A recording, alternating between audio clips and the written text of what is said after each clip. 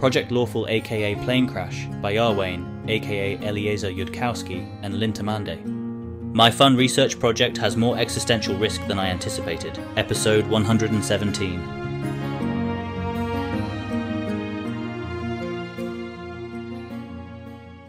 PL timestamp day 1411.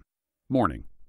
Keltham wakes up, and now that he's safely no longer at the end of yesterday, with all his healing surges waiting to be used, and Carissa right nearby, and nothing else he needs to do before restorative sleep, his brain helpfully remembers that he hasn't gotten around to attaching a searingly hot object to his arm while trying to run Detect Magic. Though obviously he shouldn't do that right now. He has work to do today, and that might take recovery time afterwards.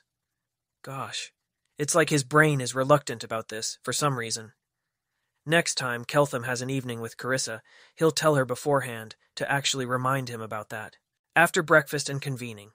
So today he's going to try a lecture in baseline, approaching some of the mathematics of decision, as is more complicated than the simple cases considered under the law of probable utility. But don't cast comprehend languages just yet. There's a somewhat grim dark question he needs to pose to them first. He can't think of a very soft way to put this, so he's just going to say it.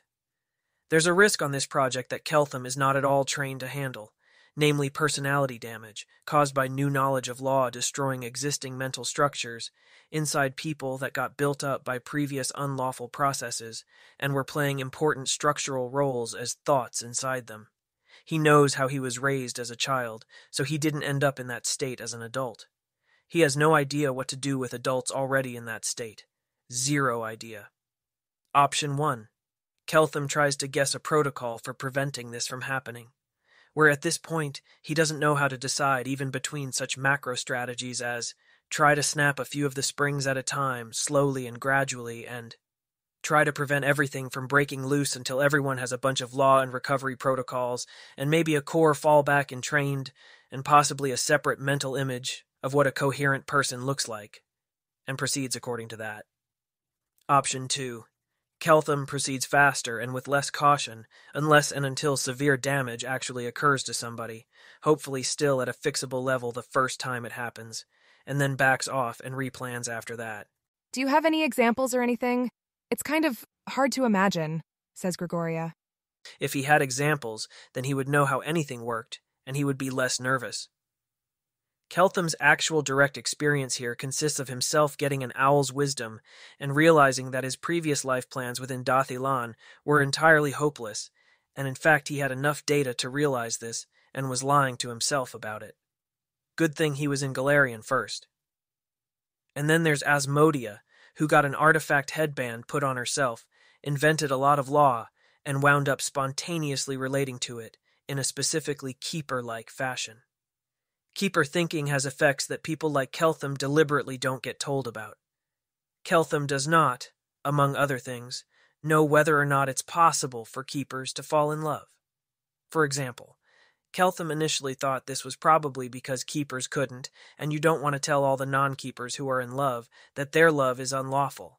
But on reflection, it's much more likely that the Keepers have some well-phrased blanket policy of hiding everything that might be like that from the perspective of non-Keepers, so that their pattern of secrets doesn't leak information. It seems to me like it's going to be kind of impossible to be usefully careful without an idea what might go wrong. So we should go ahead until something does go wrong and we actually know what problem we're trying to solve, Maritzel says.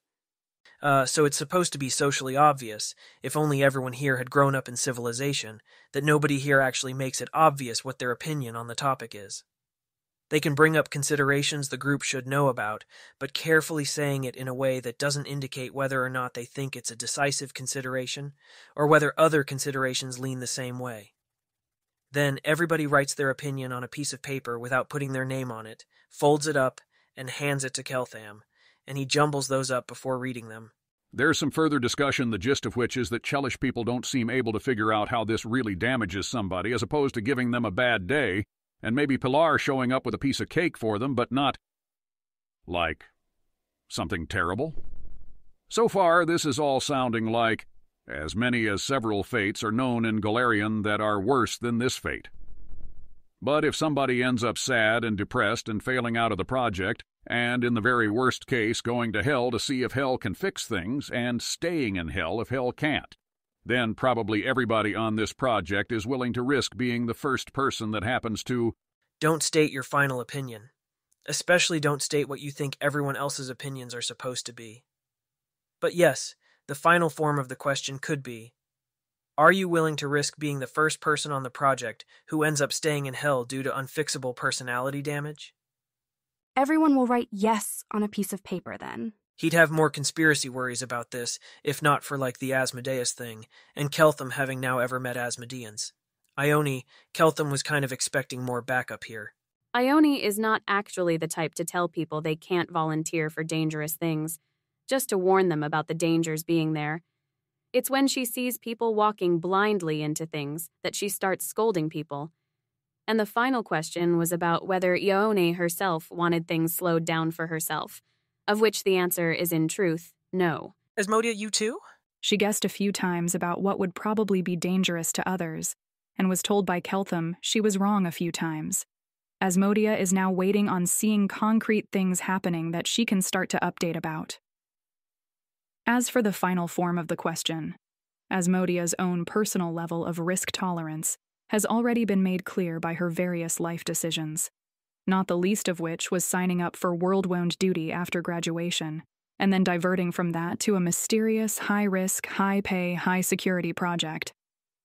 Asmodia has tried to play a cautious game on particular occasions, but she's not under the impression that a cautious life is what they are all here to live. On to today's lectures, then. Everyone now cast comprehend languages. To begin our entry into what civilization considers the law of decision, consider this math-heavier special case-rigged demo treatment of the simplest cooperation-defection dilemma. Keltham's treatment of this, to actually be understood, is going to end up requiring the concept of a programming language, the concept of a proof system that can formally verify things about programs in the programming language, and the assumable provability theorem stating that, in most proof systems, you can freely assume something is provable in order to prove it. That is, if something is provable within a proof system, starting from the premise that the quoted statement is provable inside the quoted proof system, then it's thereby provable within the system. He's drawing the cheerful cartoons that older kids draw to explain assumable provability to Dathalani children, because he did not in fact go back and learn any more serious-looking proofs as an adult. This is not at all a kind of math that any of these students have been exposed to at all. It's not even something they'd previously have defined as math. Judging by the looks he's currently getting, Keltham should maybe back up and talk more about proof systems and provability and quoting first. How's the whole baseline thing doing? From Keltham's perspective, he gets to communicate using precisely fitting categorizing words a lot, without that taking forever, but he's not sure how that feels from the other side of comprehend languages. It is maybe hard to evaluate how much of this lesson being very confusing is the baseline and how much is the subject matter. All right, let's see what happens if he tries doing this next part in Taldane. 30 to 40 minutes later, students' comprehend languages start running out. It's not particularly clear that it was really helping. He wonders if something different happens if he tries share language, baseline. That would be an inconvenient thing to have to be super helpful. Only Keltham can cast it, and he doesn't have enough 2 ND circle spells to tap the whole class, even if he borrows against 3rd and 4th spells. Share language, communal, 3 RD circle, will let Keltham divide up 24 hours in 1-hour increments among any number of recipients by touch. With 8 of them, that's 3 hours each. Is there a reason Ione didn't mention this spell when Keltham told everyone yesterday to prepare comprehend languages today? Because it makes sense to test comprehend languages first. It's easier to get more of that than more of share language, baseline, if Keltham is trying to teach more people. Don't assume that Keltham's actions make sense. This is a dangerous assumption. He's an alien. Well, onward, his brave researchers. Some considerable amount of struggle, and a number of Fox's cunnings and Owl's wisdoms later, the class possibly understands how, if you had crisp formal agents, let cooperate bot, $cooperate, let defect bot, defect, let fairbot, x, if provable, x fairbot, == cooperate. Then cooperate else defect, Then fairbot, equal sign, cooperate. Because of assumable provability, if you assume provable, fairbot, equal sign, cooperate. Then it would follow that fairbot, equal sign, cooperate. Therefore, fairbot, equal sign, cooperate. Now this is obviously not a shadow of the law they seek, because fairbot, cooperate bot, equal sign, cooperate. Even Keltham doesn't cooperate with a rock that has cooperate written on it. It's not a person. It definitely violates the assumption that the agent only seeks to earn as many coppers for itself as possible and doesn't care about fairness. That's why this is called fairbot and not copperbot. We want law describing why are we calling them bot, that cooperates with fairbot but not with cooperate bot? And there'd be other cases, but that'd be a start. Robot is what Civilization calls. Civilization's equivalent of golems is what I'd like to say, except I know nothing about golems except that robot translates to that. The bot suffix, as translated, is literally the final syllable of Taldane's word for golem. And we don't literally have robots doing this, probably not literally golems either. It's just the name for a very simple thing that is pretending to be a person by following very simple rules, if that makes sense. In this case, we're not so much looking for a new piece of law. The law we're going to use is just assumable provability, which almost always ends up true of any proof system you're not deliberately keeping it out of. We're looking for a bot under that law. We're looking for a bot that mutually cooperates with itself, mutually cooperates with fairbot, defects against defectbot, and defects against cooperateBot.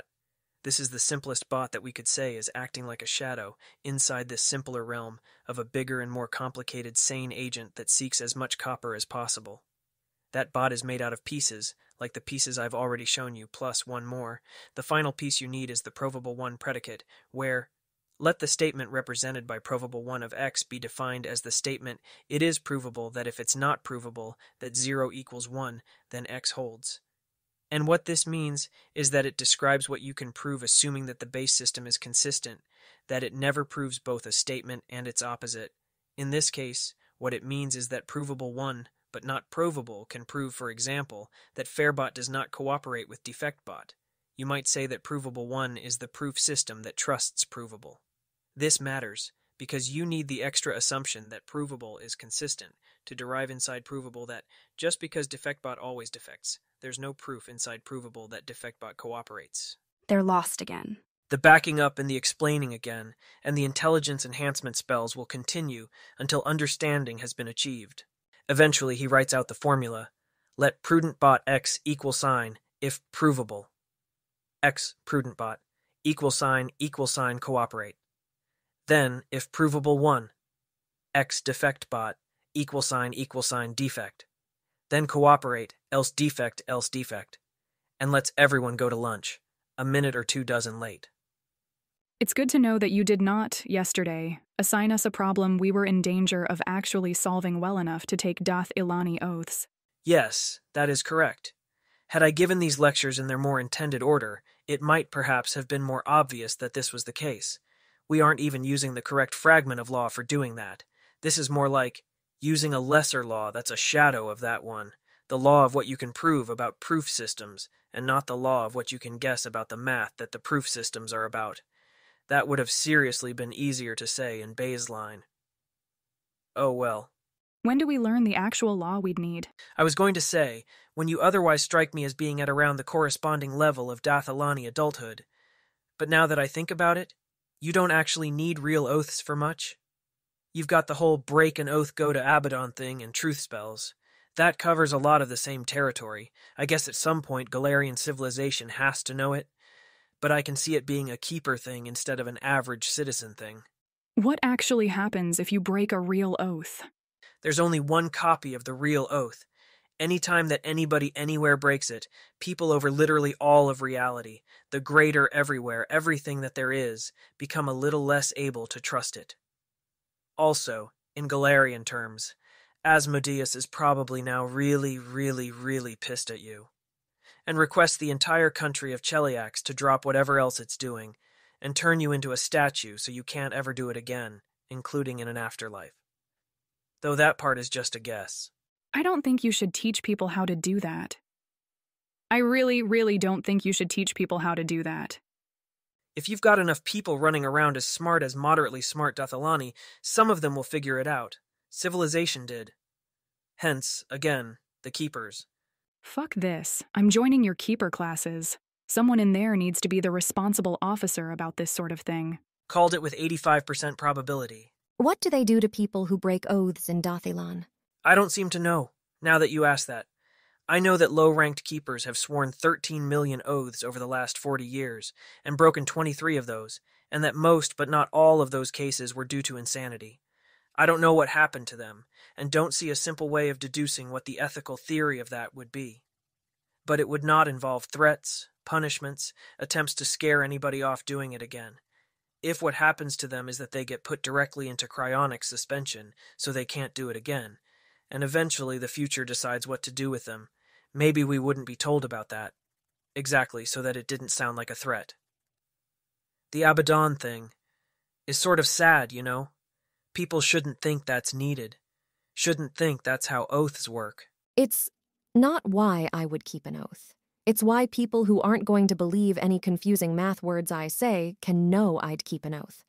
It bothers me only in the sense that Abaddon existing bothers me. Asmodeus is working to make sure no one gets sorted there, and if he succeeds, oaths won't be less real, except insofar as people will have a harder time believing them. In civilization, with rare exceptions, only keepers swear true oaths. If you have a job like that, which mostly you in fact don't, you employ a keeper or you don't start up. We know about oaths so that we can negotiate with keepers, so we can be a fair bot to them, if maybe not a prudent bot, and not be cooperate bot, where you just have to hope the other agent is fair bot instead of prudent bot. A true oath is between multiple agents, not necessarily symmetrically so, but each must know the other. If we didn't know the real math inside keeper oaths ourselves, we wouldn't be a kind of thing that can meaningfully accept those oaths and do something conditional on the oath. We'd just be a cooperate bot that maybe the keeper would decide to be fair to. If in Galarian you have truth spells, and Asmodeus never clerics anyone who'd break a compact, and swearing falsely on law changes your visible aura in a way other people can detect, maybe you don't need any of that math, just like people who make promises and mean them for older reasons, more human reasons, and when you have gods and alignment auras on top of that, maybe that's reliable enough and you don't have to go to further extremes. Though, now that I say it, in its own way, that also seems a little sad. Or at least what the further extremes would add wouldn't make them worth. People have broken the World Wound Oath. They execute you for it, obviously, and it degrades the World Wound Oath and the ability of the people of Golarion to come together and fight when the whole world depends on it. But I wouldn't expect that it weakens Asmodeus. It's not the thing he's doing. It'd be better for us not to have the power to destroy more than we already can. I see the case, yeah. It still seems a little sad. Like asking Golarion not to grow up. Ever. Well, now that I think about it, when you have native INT-24S wearing artifact headbands, they're just gonna know, probably. Gods and mortals will have to deal with whatever comes of that. Golarion can grow up someday once civilization is running it and all the kids get educated properly and there aren't lots of people running around who'll do whatever you told them is the worst possible idea. Are there in fact a lot of people like that? Not in Cheliax. Not lots in Cheliax. In, I don't know, Galt? Yes, definitely. Luckily, they're not very smart. I'll try to remember to avoid certain kinds of trolling, in particular terrible advice, while Golarion isn't its own civilization yet. Asmodea, if I forget, you're the one person whose job it is to remind me. She doesn't complain that she doesn't need another job because Alter Asmodea doesn't have that other job. Understood. You know what would be a really bad idea, though? Baking a giant cake the size of the palace in Igorian on the site of that previous villa that got destroyed. If that happens, is it evidence for tropes? Yes, it would be. And evidence for conspiracy, I think. Because it would be much, much easier to do in a civilization richer and more competent than Cheliax, and the conspiracy world would pretty much have to be. Spoken like somebody from a conspiracy that's actually poorer than ordinary Cheliacs, but putting up an incredibly expensive front for me. So I don't realize how desperate they'd actually be for my knowledge. No, see, a conspiracy that's actually poorer than ordinary Cheliacs would have shown you the palace and claimed it was the home of a particularly vain count. Whereas the conspiracy that's richer than ordinary Cheliacs didn't show you the palace at all. That's just some average-sized, glittery building they have for guests. Now you've got me trying to figure out what grimdark purpose would best be served by showing me a palace building of that exact apparent wealth level. And not only is this not what I want to be doing with my lunch, it's obviously what the conspiracy wants me to be doing with my lunch, so I'm not going to do it. PL timestamp, day 14, 11, afternoon. So has Cheliax actually managed to get him any domain experts like metal refiners, steel forgers, existing chemists, road makers, spell silver miners, or people who can tell him about the current state of anti-epidemic prophylaxis in cities? Or will he be seeing what he can do to vinegar, using prestidigitation to try to make added bases more basic? If they've even got vinegar, food here is kinda basic. They have several of those, but suggest the spell silver miners go first. If it gets anywhere, it's by far the most valuable. The spell silver miners have brought samples of purified spell silver in glass vials in oil because it oxidizes, and samples of the sand that spell silver is most easily purified from, a heavy dark sand called monazite. They can describe their purification process at some length. The ore is washed with acids, precipitated, heated, mixed with salts, and then reduced with bone to get them in metallic form. You have to do the process repeatedly to get adequate purity. That certainly sounds like spell silver is one particular element on the periodic table. A series of chemical reactions like that is one that filters atoms by which chemical reactions they participate in, which goes by the behavior of their electron shells and orbitals. If this were a novel, Keltham would be figuring out how to get a known number of atoms of spell silver into some measuring volume he can weigh, precisely relative to civilization's known weights and measures that he would have cleverly recovered by various means, so that he could figure out the atomic weight, thence the atomic number, then deploy his encyclopedic knowledge of how best to mine every single element. Since Keltham has not memorized how to mine every element, he's not actually prioritizing figuring out which element this is. Questions immediately to mind. Which part of this process is the most expensive one? Finding new sand deposits? The cost of acid? The cost of labor? Is the purity of the resulting metal important? Is there such a thing as higher purity spell silver that's more expensive and useful for more powerful magic? Are there any other kinds or variants known of spell silver? Do they know that bone is itself mostly made of a mixture of two other elements? And have they tried each of those two elements separately? Can spell silver be magnetized?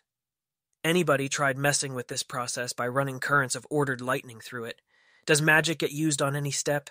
What's everything that's already been tried that doesn't work? The sand is about half the cost by itself. Most of the remaining costs are located in the steps having to be done exactly right, or they'll ruin your spell silver process. So, and ensuring all the ingredients are of appropriate purity and that the complex process is followed exactly right, by someone with enough alchemical skill to notice if some desired result isn't happening and to tweak it along the way. The purity of the resulting metal is very important. It needs to be very highly pure, but it's a threshold.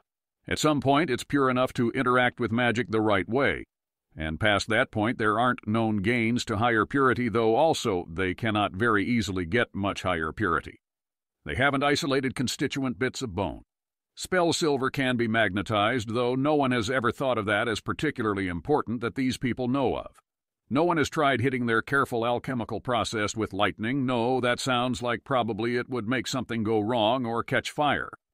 Prestidigitation gets used to separate out the precipitate in acid, but you don't have to use it for that, it's just faster. Magic gets used to manipulate things while they're in glass jars not exposed to the air. Everything that's been tried and doesn't work is something they can happily spend the rest of the afternoon recounting. If the sand is half the cost, then fixing the rest of this reduces the cost of spell silver by at most a factor of 2, which isn't very much by civilizational standards. Why is the sand expensive? Shallow, easily exhausted deposits, no huge deposits ever found. A factor of 2 would still be an enormously huge deal and make him the richest person in the world, probably. Monazite is mostly mined from shallow waters. It is believed to form in the breakdown of rocks and, because it's so light, tend to be carried away to the sea, where it'll gather in places. You can find trace amounts of it in any given rock, but that's not very useful. Is there a known process, including a known magical process, for telling whether existing ores or strange new rocks would have spell silver content? Are there other known spell silver containing ores from which nobody has figured out how to extract spell silver cheaply and reliably, such that the current cheapest process is based on monazite? Or is monazite the only such ore known? There are definitely other known spell silver containing ores. They have on hand a yellowish rock that contains spell silver ores. Sometimes people try to extract the spell silver from them.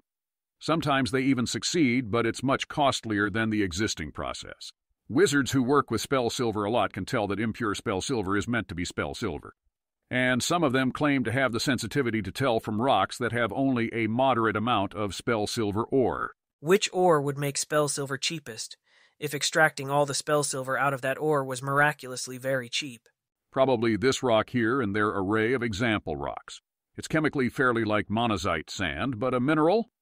There's a decent amount of it, and it's not primarily mined underwater, which makes it easier to have Selao paid employees do the mining. It's not favored because you basically have to turn it into monazite sand to even start, and that does take magic, and you need stronger acids for some reason. Rough price reduction in spell silver.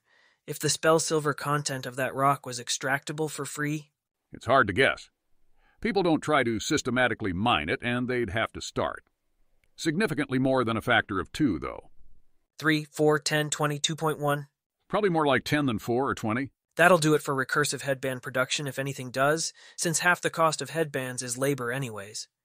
Do they know the actual purity they need on the metal, like 99%, 95%? How much of the process expense is getting the metal pure enough versus turning it into a metal at all? Do they know if the impurities are other metals? More like 95%.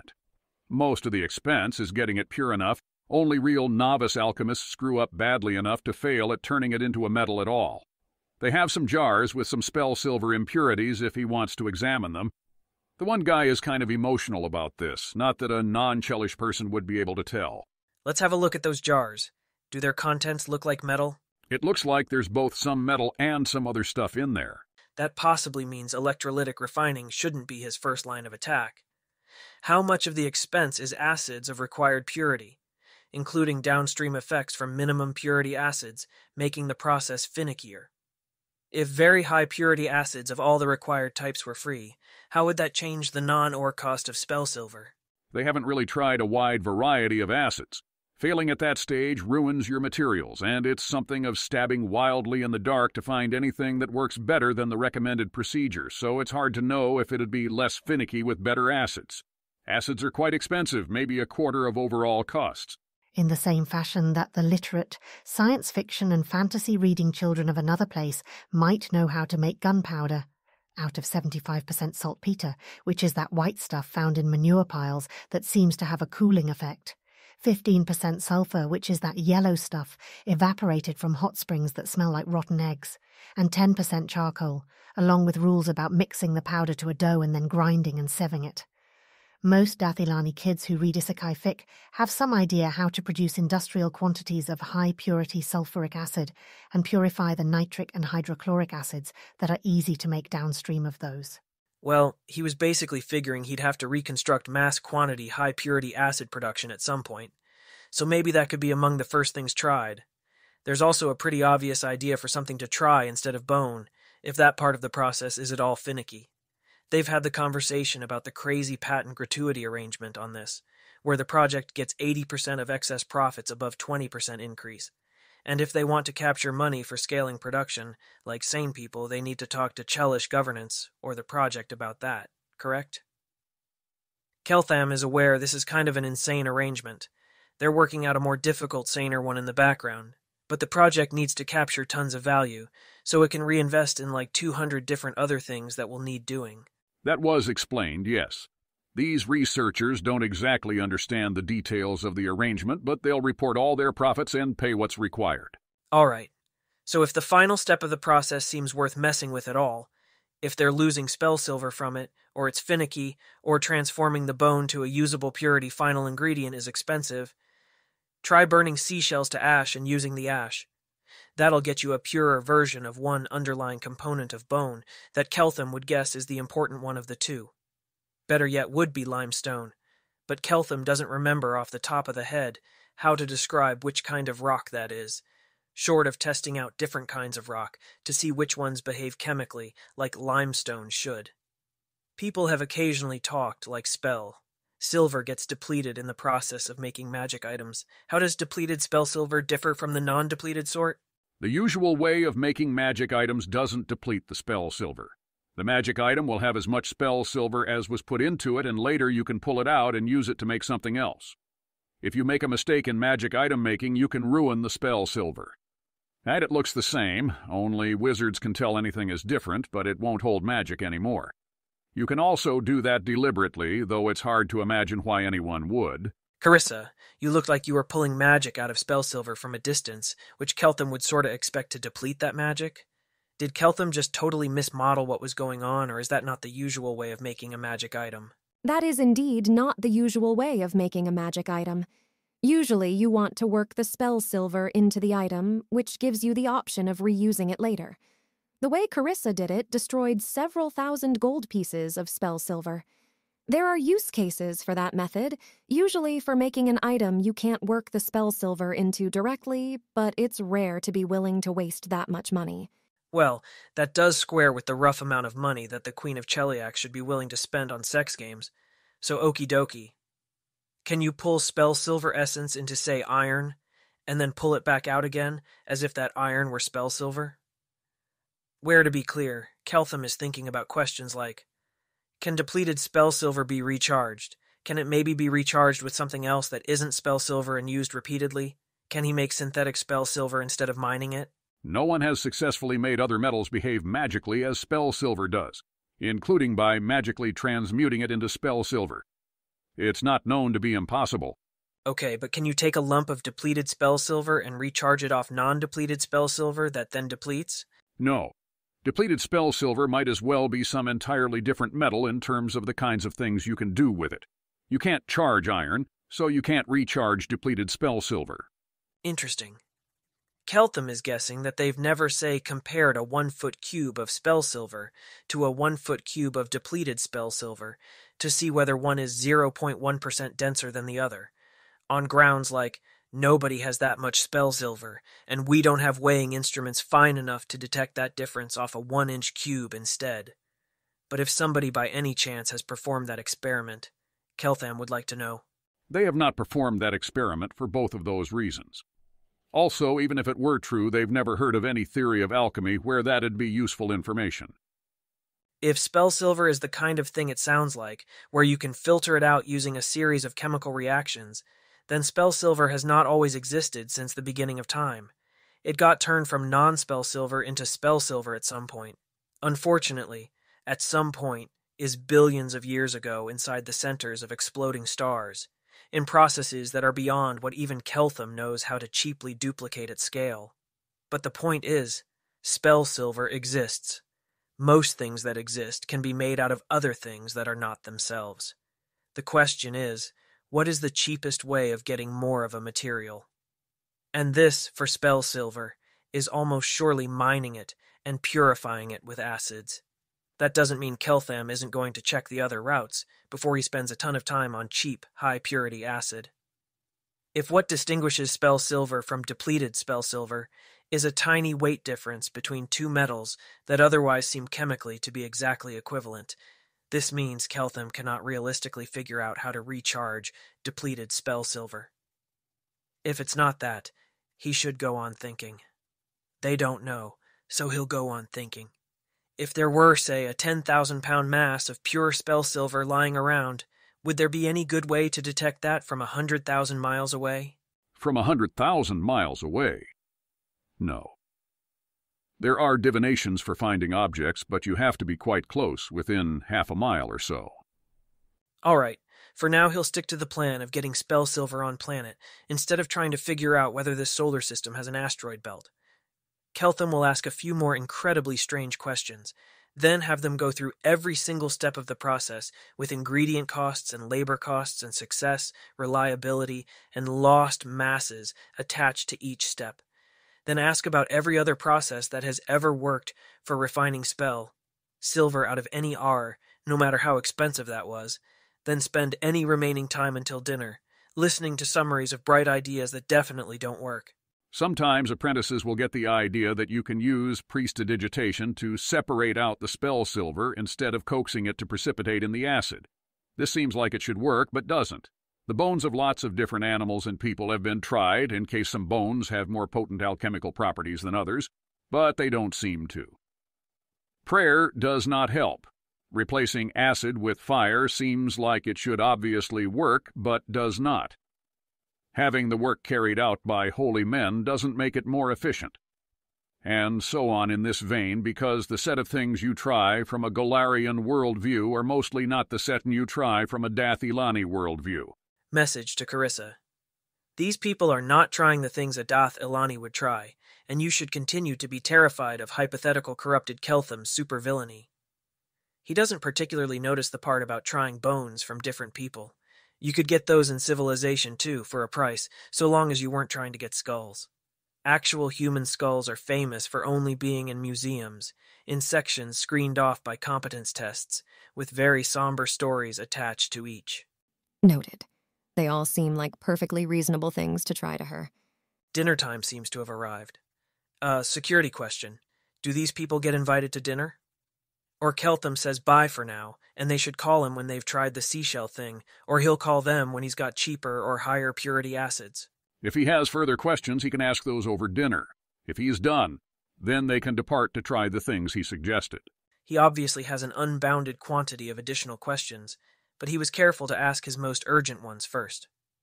Dinner time is also generally, by the customs of his own people, a time for freer form conversation rather than focused QNAMP-A, which in this case is going to be a little odd because of the security restrictions on what they can ask him. But generally, if they opt to come to dinner, they should expect more questions like, "So what was your most interesting day on this job?" Or "How do you hire people for this kind of work?" In that case, they'll probably just get to work. They're very eager to try the things he suggested, and the best security is not thinking much about things they aren't supposed to know about. He didn't really suggest very much besides the seashell ash business, but okie dokie again. See them later. PL timestamp, day 14, 11. Evening. So you kept on asking about the prices of things, and it was incredibly obvious you were using some law. This law is one that I desire to know. Right now, not when you get around to it eventually. Any particular reason? From the way you're talking, it's really obvious all those prices are related by laws to things and each other, and I do not know what those relations are, and this bothers me. The conspiracy would totally need to know to make up their prices, but you can't not be curious about anything the conspiracy'd want to know. You were surrounded by prices your whole life before you got to Project Lawful. You weren't curious about them then? No, because I had 6 fewer wisdom and 1 less intelligence, and didn't realize that law was a kind of thing that could exist, and was busy studying to be a world-wound wizard. And most importantly, there was not a boy walking around who clearly did know and wasn't saying. If everything about this relationship were completely different, I'd assume you were holding out against me offering you sex about it. I'd offer you sex about it if that was something I thought you wanted from me. Right then. This is, in fact, going to take a proper future law lecture, but consider the point that if there weren't equal numbers of men and women, or rather equal parental investment in men and women as a means of producing grandchildren, there'd be other strategies that genes could influence people towards, hence heritable strategies, that would yield a greater return on investment, so it wouldn't be stable in the face of natural heritage selection. The spell silver makers are presumably trying to carry out their own process in the way that's cheapest per pound of yielded spell silver, which means that everything about it should also be the cheapest way to do that step, relative to their options, and there might be alternative ways of doing the same thing, but they should all be more expensive. Keltham may be able to figure out how to do some things with chemistry more cheaply or reliably, but this potentially changes which steps or ways of doing things are cheapest. not just how to do the same steps more cheaply or reliably. So Keltham tried to get information about more expensive alternative ways to do the same thing, in case Keltham knows some way to make those alternative roads cheaper, more easily than he could optimize the standard steps. There's also the basic point that before you spend a lot of time optimizing something, you should make sure it's an expensive part of the problem. Cutting the price of something by a factor of 2 doesn't help a lot if it was only 1% of the original cost. The prices are sort of like, how important is this? Or how much do I even care labels over the whole process, as well as implying things about other prices being higher if they were the costs of other known ways to accomplish the same thing. Where do prices come from? What do they mean? Where do any prices come from literally at all? Prices are equalizers of supply and demand functions. The more you offer to pay for something, the greater the supply of it you can get for that price. The cheaper you offer to sell something, the more people want to buy it. If you consider all the apples being sold inside a city, then the numbers of apples bought and apples sold are always equal. So the price of apples is the price that causes the amount of apples wanted to equal the amount of apples that can get supplied. Though, to have this always be true, you might need to include implicit costs, like if you want a special kind of apple that takes an additional 5 minutes to get shipped to you, the cost of the apple to you is 5 minutes plus some copper, not just the copper. Oh. Asmodia will think about this, with boosted cunning and splendor, she does not say, and then probably return with additional questions. It is occurring to Keltham that if Asmodia has not previously known this, nothing to do with money or economics must have made any sense to her at all. No, it didn't.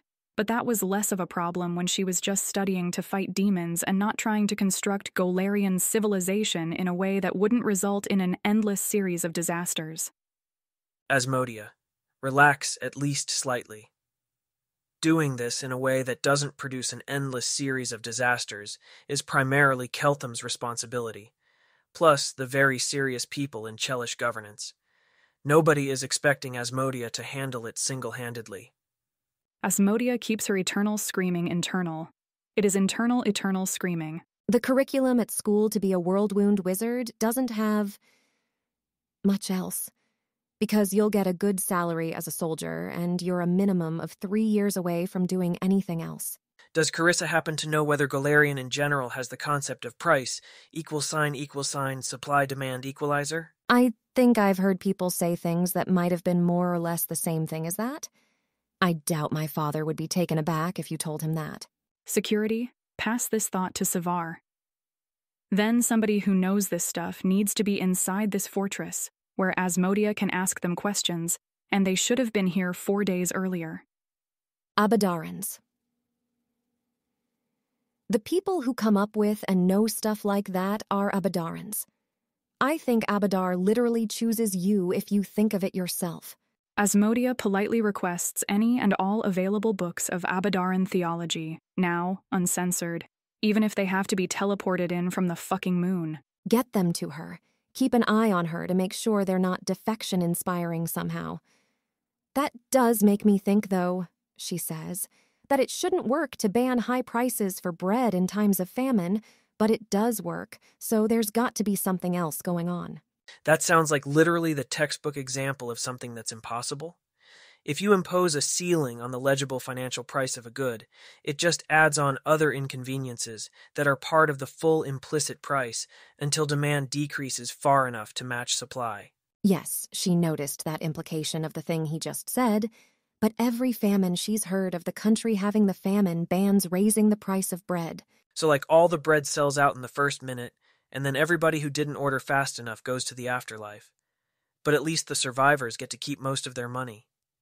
Or all the bread sells out in the first minute, and then everybody else scrambles to illegally rebuy bread from the fastest bread buyers at the supply-demand equalizing price, and fast bread buying is an incredibly competitive and profitable line of criminal work. Or people stop making bread and instead make wheat cake, which is totally not bread because it has a different sugar-to-salt ratio, and therefore can sell at a higher price when, oops, all the bread they made earlier has sold out at the legal price. Sorry about that? Keltham literally does not see how some place as uncoordinated as Golarian could do this literally at all, or why they would be trying to, for that matter. She thinks mostly the bakers make the loaves smaller. But also, they do it because otherwise people will get very angry about rising bread prices and riot, and if bread prices haven't risen, they won't riot. And governance is regulating the price, per loaf, of loaves of unregulated size, because this fools people with intelligence 10, and governance has intelligence 16, plus headbands. Keltham is frankly starting to see why people in Golarion would be afraid of hearing arguments from smart people. Yeah, pretty much that.